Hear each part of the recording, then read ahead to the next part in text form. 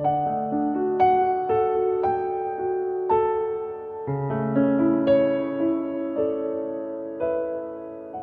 saudaraku, selamat sore. Kembali lagi kita jumpa dalam acara Renungan Senja dari CBM 7 TV dengan saya Pendeta Deborah Dumasi Syanipar Tambunan. Saudaraku, bahwa acara Renungan Senja dibuat untuk membahas atau memperdalam kembali khotbah-khotbah yang disampaikan setiap hari Minggu. Ada 3 hari dalam seminggu untuk melakukan pembahasan ini, yaitu hari Selasa, Rabu, dan Kamis. Dan hari ini adalah hari yang pertama untuk membahas khotbah tentang suami istri yang saya sampaikan sendiri pada hari Minggu yang lalu. Saudaraku, saya buka 1 Petrus 3 ayat 1-7. Hidup bersama suami istri. Demikian juga kamu, hai istri-istri, tunduklah kepada suamimu, supaya jika ada di antara mereka yang tidak taat kepada firman, mereka juga tanpa perkataan dimenangkan oleh kelakuan istrinya. Jika mereka melihat bagaimana murni dan salehnya hidup istri mereka itu. Perhiasanmu janganlah secara lahiriah, yaitu dengan mengepang-epang rambut, memakai perhiasan emas, atau dengan mengenakan pakaian yang indah-indah. Tetapi perhiasanmu ialah manusia batiniah, yang tersembunyi dengan perhiasan yang tidak binasa, yang berasal dari roh yang lemah lembut dan tentera, yang sangat berharga di mata Tuhan. Sebab demikianlah caranya perempuan-perempuan kudus dahulu berdandan, yaitu perempuan-perempuan yang menaruh pengharapannya kepada Tuhan. Mereka tunduk kepada suaminya, sama seperti Sarah taat kepada Abraham dan menamai dia tuannya. Dan kamu adalah anak-anaknya, jika kamu berbuat baik dan tidak takut akan ancaman. Demikian juga kamu, hai suami-suami, hiduplah bijaksana dengan istrimu. Sebagai kaum yang lebih lemah, hormatilah mereka sebagai teman pewaris dari kasih karunia, yaitu kehidupan, supaya doamu jangan terhalang. Banyak orang bertanya kepada saya, saudara, suamiku kenapa ya Bu selalu mengatakan tunduk dong kepada suami tanpa syarat. Saudaraku, ini sering menyiksa para wanita, para istri. Untuk apa menikah kalau memang untuk tersiksa atau untuk disiksa? Oleh karena itu dikatakan hiduplah dengan bijaksana. Terjemahkan firman ini dengan tepat dan benar. Saudara, bukan saja Tuhan berbicara agar para wanita, para istri taat kepada suami, tetapi Tuhan juga mengatakan supaya para suami menghormati istrinya, hidup bijaksana dengan istrinya. Dan katanya nih saudaraku, ini yang luar biasa. Doa para pria terhalang kalau tidak menghormati suami. Ini yang seringkali membuat banyak hambatan di dalam bisnis, di dalam usaha anak-anak Tuhan. Padahal sudah bekerja keras, sudah berdoa. Coba cek tanganmu, hatimu, dan pikiranmu. Apakah engkau menghormati istrimu? Seringkali mungkin istri saudara seakan-akan membangkang, padahal karena mereka memiliki kelemahan. Misalnya, seorang suami yang jago bisnis menuntut suaminya juga harus mengikuti irama suaminya. Istrinya tidak berbakat, lalu dipaksa, sementara istri jadi stres dan akhirnya ngambek atau bagaimana. Lalu si suami mengatakan, kamu membangkang, kamu tidak taat sama suami. Nah, ini saudaraku, bukan berarti tidak taat, tapi ada kekuatan tertentu pada wanita. Maka dibilang, hai suami-suami, hiduplah bijaksana dengan istrimu sebagai kaum yang lemah. Jadi artinya kalau bijaksana, kamu harus berpikir ketika seorang pria memerintahkan istrinya mengucapkan sesuatu pesan kepada istrinya, istrinya tidak melakukan, jangan selalu dituduh istri tidak taat. Perlu diketahui apa penyebabnya. Karena pernikahan ini dibuat oleh Tuhan di dalam ikatan kasih dan saling pengertian. Berarti seorang suami kalau istrinya tidak mampu, ditanya mengapa, apa latar belakangnya. Suami juga harus bisa mengobati istri. Suami juga harus meneliti istrinya. Kenapa? Tujuannya bukan untuk menjatuhkan, tujuannya bukan untuk menghakimi, tapi suami harus menolong, mengasihi. Nah, memang para wanita juga, banyak wanita yang mungkin ketika pacaran, suami tertarik karena cantik, pintar berpakaian. Tapi kan hidup ini bukan sekedar dandan, saudaraku.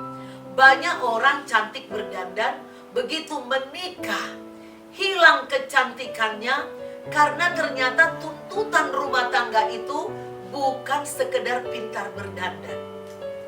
Banyak sekali masalah yang harus dijawab. Soal-soal tantangan di dalam rumah tangga, bagaimana mulai cara dari memelihara anak, melahirkan anak. Ini bisa membuat perbedaan karena berbeda latar belakang, berbeda cara sosial juga dari setiap orang. Contohnya ketika saya ke Jawa, saudaraku, ya, seorang bapak saya lihat menumbuk padi warna merah, beras merah. Tumbuk, untuk apa itu Pak? Oh, untuk ngasih si kecil, karena usia 3 bulan sudah dikasih makan. Kalau orang-orang yang berlatar belakang di kota, di Jakarta, saudaraku, 3 bulan itu dilarang dokter kalau kita sering ke dokter.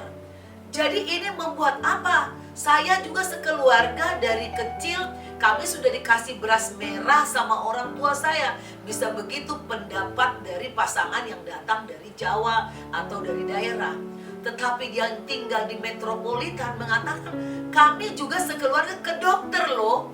Dokter terkenal, di rumah sakit terkenal mengatakan tidak boleh ngasih makan anak sebelum 6 bulan. Nah, yang mana yang mau diikuti? Makanya kita tidak boleh asal marah, dianggap menantang. Nah, oleh karena itu firman Tuhan yang kemarin dikatakan, seorang suami harus mau melepaskan ya sebagian daripada apa yang dianutnya, apa yang dipercayainya tentang kebiasaan-kebiasaan itu. Demikian juga seorang istri, maka melangkah ketemulah di tengah, maka tidak akan ada pergesekan. Tapi kalau hanya satu pihak aja yang dipaksa, tunduk, saya maunya seperti ini, keluarga saya begini. Kalaupun seorang pasangan melakukan itu tunduk karena ketakutan, tapi itu udah pasti terluka. Nah, ini yang dikatakan bahwa luka-luka yang demikian, kekesalan yang demikian, kalau tidak dibereskan suami istri, maka menumpuklah masalah-masalah kecil ini di alam bawah sadarnya. Nanti pada masa tua ketika ini sudah menumpuk, itu akan keluar karena sudah penuh. Dia udah banyak penyakit, maka dia akan marah. Dan hanya perkara kecil saja saudaraku sudah membuat dia nanti emosi. Dan keluarga terkaget-kaget, masa masalah kecil aja kok bisa bikin kamu marah? Padahal itu bukan karena masalah kecil itu. Itu hanya memicu. Sesungguhnya sudah ada yang terpendam. Banyak perkara yang tidak diselesaikan oleh suami istri. Nah, itu sebabnya saya menyampaikan di firman yang hari Minggu yang lalu, bahwa suami istri harus meluangkan waktu untuk belajar bagaimana sih sebagai suami yang baik, istri yang baik. Saya di dalam pernikahan saya menemukan banyak perbedaan di dalam rumah tangga. Lalu bagaimana caranya menyelesaikannya? Selain saya banyak membaca Alkitab dan berdoa, saya membeli banyak buku-buku Kristen yang bisa dipercaya, tulisan-tulisan hamba-hamba Tuhan yang terkenal di dalam negeri maupun di luar negeri, untuk sebagai acuan bagaimana sih rumah tangga yang sesungguhnya. Sehingga saudaraku, ketika saya melewati perbedaan-perbedaan di dalam rumah tangga, saya tidak pernah terpikir untuk melakukan hal-hal yang jahat, yang melanggar firman Tuhan. Saya paling menangis, berdoa kepada Tuhan, dan tahu-tahu Tuhan mengangkat kekecewaan, kekesalan, kemarahan, dan saya dimampukan memaafkan. Nah, tentu saudaraku, tidak bisa hanya satu pihak. Suami istri harus mampu saling memaafkan, harus mampu saling mengalah, harus mampu saling memahami, maka rumah tangga itu menjadi normal, menjadi sehat. Kalau satu aja, suami saja atau istri saja, rumah tangga itu memang bisa bertahan tidak cerai, karena ada perhitungan anak-anak dan lain-lain. Tetapi itu salah satu dari pasangan itu akan menjadi korban, bisa sakit-sakitan, dan bisa menjadi kurang bahagia.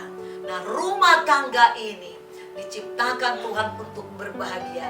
Jadi pasangan suami istri, belajarlah mulai hari ini saudaraku, harus mau membicarakan secara terbuka kelemahan di antara dua pihak, kelebihan di antara dua pihak. Dan Tuhan mengatakan, kita harus sudah mengajarkan juga kepada anak-anak kita bagaimana peran seorang laki-laki, bagaimana peran seorang wanita, mulai dari anak kecil sesuai dengan porsinya, sampai remaja, sampai mereka gadis, sehingga mereka tidak ada yang trauma, tidak ada yang ketakutan. Mungkin teori saja tidak cukup, maka praktek hidup kita sebagai suami istri harus betul-betul bisa dilihat dan dirasakan anak-anak kita sebagai rumah tangga yang berbahagia, yang saling memahami, rumah tangga yang penuh kasih, rumah tangga yang tidak hanya banyak aturan, tapi ada kasih, ada pengertian, ada pengampunan, ada pengakuan dosa. Demikian saudaraku, renungan senja di hari Selasa ini saya sampaikan. Besok Rabu dan Kamis kita akan jumpa lagi membahas sambungan daripada khotbah ini saudaraku. Jika saudara terberkati dengan firman ini, silahkan saudara buka di YouTube. Setiap pukul 5 sore, Selasa, Rabu, dan Kamis, ada acara renungan senja khusus untuk membahas khotbah hari Minggu berseri. Tuhan Yesus memberkati. Jangan lupa saudara like, subscribe bagi yang belum, share kepada banyak orang, dan pasang lonceng dan juga komen. God bless you.